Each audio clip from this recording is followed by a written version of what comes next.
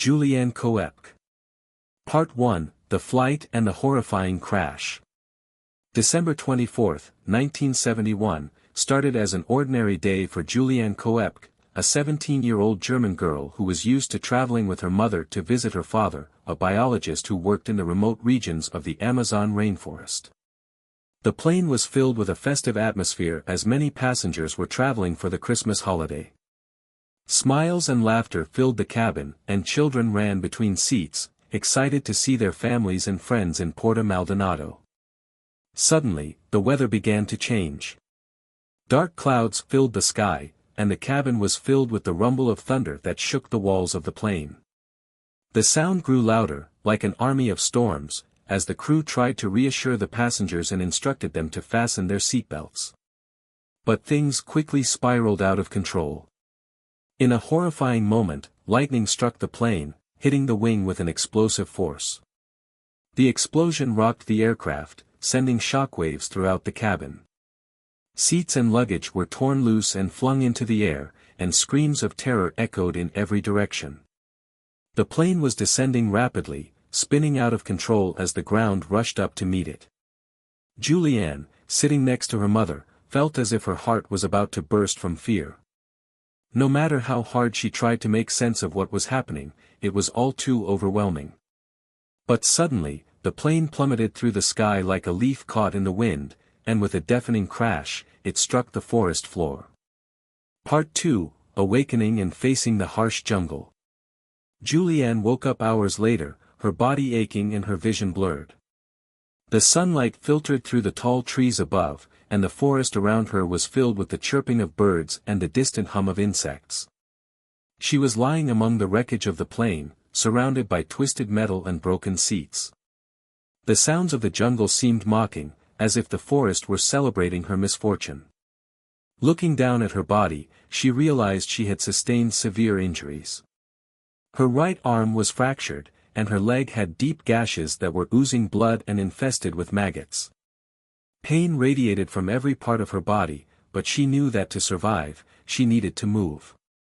She recalled what her father, a biologist, had taught her about survival in the wild. Finding water was the most important thing. Juliane began to crawl through the dense underbrush, stumbling over roots and thorns. The humidity was suffocating, and insects swarmed around her, biting and stinging. She was exhausted and dehydrated, but she pushed herself forward, determined to find water. She came across a small stream that trickled slowly between the trees. She leaned over and drank from it eagerly, feeling a tiny spark of hope as the cool water coursed down her throat. Days turned into nights, and Juliane spent her time searching for food. She found some fruits she recognized as safe to eat, but she was always cautious, wary of poisonous plants.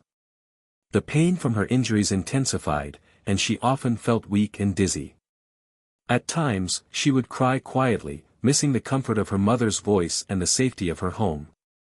But her father's voice echoed in her mind, reminding her, if you want to survive, never give up. Part 3, The Miracle and Rescue.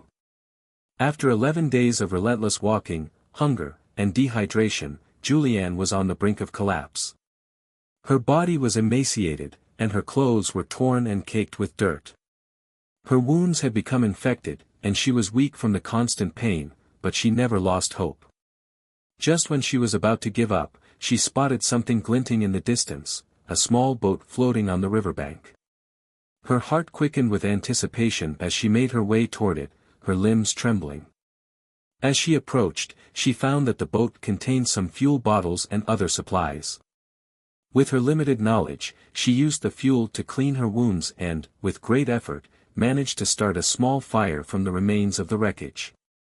She huddled by the fire, using it to warm herself and sterilize her injuries, feeling a faint sense of relief and hope.